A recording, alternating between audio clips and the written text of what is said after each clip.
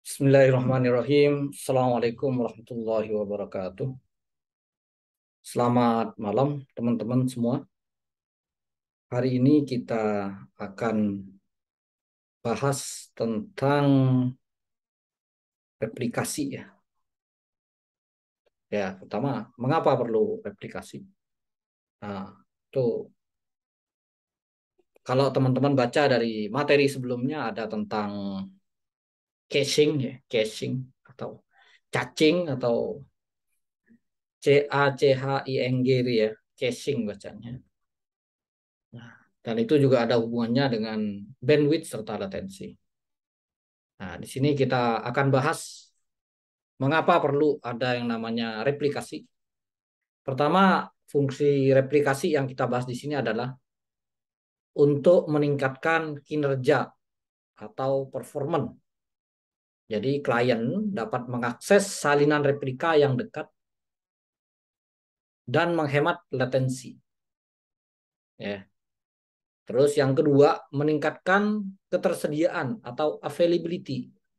Replikasi dapat menutupi kegagalan seperti server crashes dan koneksi jaringan. Terus meningkatkan skalabilitas sistem atau scalability. Jadi request ke data distribusikan lintas banyak server yang mengandung salinan replika dari data. Yang keempat, mengamankan terhadap serangan jahat atau security. Jadi fungsi dari replikasi pertama ada performance, availability, scalability, security. Ya. Jadi ini penting kenapa ada replikasi. Ini adalah contoh ya, replikasi untuk perbaikan kinerja pada CDN atau Content Delivery Network. Nih teman-teman di sini lihat beberapa gambaran server. Di sini ada main server yang dia memasang replikasi pada secondary atau server-server wakil yang ada di berbagai negara atau di berbagai tempat. Jadi setiap permintaan tidak harus langsung ke main server, itu tujuannya. Terus yang kedua, replikasi untuk HA atau High Availability. Jadi contohnya, Google File System mereplikasi blok-blok data pada komputer lintas rak, cluster, dan data center. Jadi jika satu komputer rak atau cluster mengalami crash, blok-blok data masih dapat diakses dari sumber lainnya. Jadi disinilah pentingnya adanya replikasi. Karena kita tahu ya, tidak ada yang aman dari yang namanya rusak ya. Karena si penciptanya sendiri bisa sakit dan meninggal. Jadi sama ya, ciptaannya pun sama, tidak sempurna. Jadi untuk mengatasi hal ini perlu diciptakan beberapa server cadangan. Di situ juga datanya juga replikasi yang merupakan kopian ya, kopian datanya. Terus di sini ada replikasi untuk meningkatkan skalabilitas. Jadi di sini ada mendistribusikan data lintas server replika membantu menjaga server utama dari menjadi suatu performance bottleneck. Ya, tahu botol semuanya ya, tahu leher botol ya.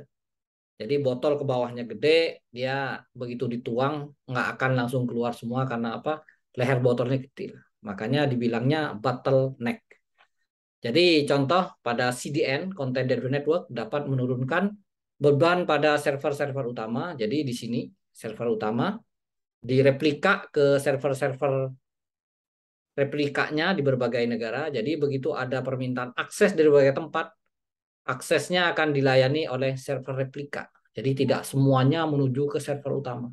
Karena kalau menuju server utama pasti sudah tahu ya, latensi akan terjadi di sana. Terus replikasi untuk pengamanan serangan. Ini salah satu untuk cara pengamanannya.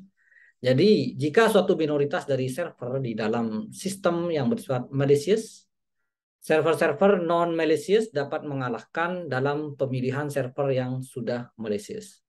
Teknik ini juga dapat digunakan untuk menyediakan fault tolerant terhadap server non-malicious tetapi faulty. Jadi kesalahan dalam bekerja ya. Jadi ada fault tolerance. Contoh dalam sistem peer-to-peer dapat berkoordinasi untuk mencegah penyampaian data yang salah kepada requester. Terus, mengapa konsistensi? Padahal replikasi server side memerlukan perawatan konsistensi atau lebih tepatnya pengurutan konsisten dari update konsisten ordering of update. Jadi replikasi ini perlu biaya karena apa? Akan ada tambahan server ya. Contoh, event 1 tambahkan $1.000, balance-nya jadi 2.100 dari mana? Dari bunga 5%. Awalnya ada di sini balance ke 2050. Jadi di sini selang-seling ya untuk meningkatkan konsistensinya. Jadi saling mengisi datanya.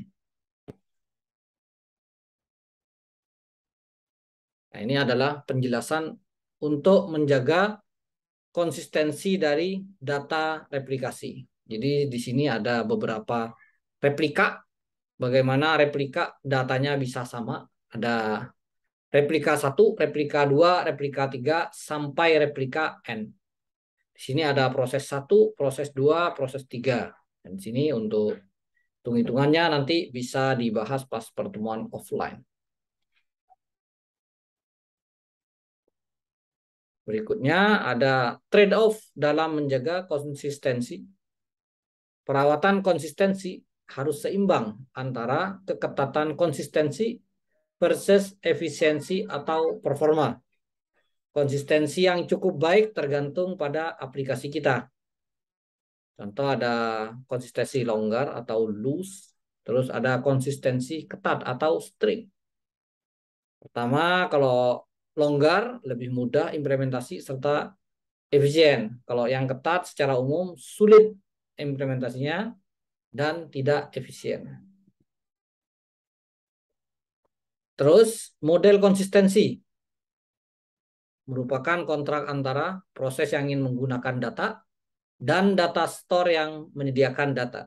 Suatu model konsistensi menyatakan level atau derajat konsistensi yang disediakan oleh data store kepada proses selama membaca read dan menulis atau write data. Terus model konsistensi dapat dibagi ke dalam dua jenis. Pertama, model konsistensi data centric. Model ini mendefinisikan bagaimana update dipropagasi lintas replika untuk menjaga konsistensinya. Terus jenis yang berikutnya model konsistensi client centric. Model ini mengasumsikan bahwa klien terhubung ke replika-replika berbeda pada waktu berbeda. Memastikan bahwa kapanpun suatu klien menghubungi suatu replika, replika tersebut membawakan yang up to date dengan replika yang klien tersebut akses sebelumnya. Terus ada pengurutan konsisten dari operasi. Kita perlu mengekspresikan semantik dari akses-akses paralel saat share data replikasi.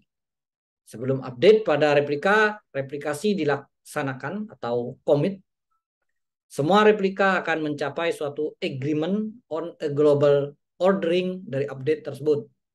Yaitu replika-replika dalam shared data store harus sepakat mengenai consistent ordering of update. Pengurutan update konsisten apa yang dapat disepakati oleh replika. Untuk jenis pengurutan ada 3. Pertama, pengurutan total. Terus pengurutan sequential. Ini adalah model konsistensi sequential. Dan pengurutan kausal. Ini adalah model konsistensi kausal.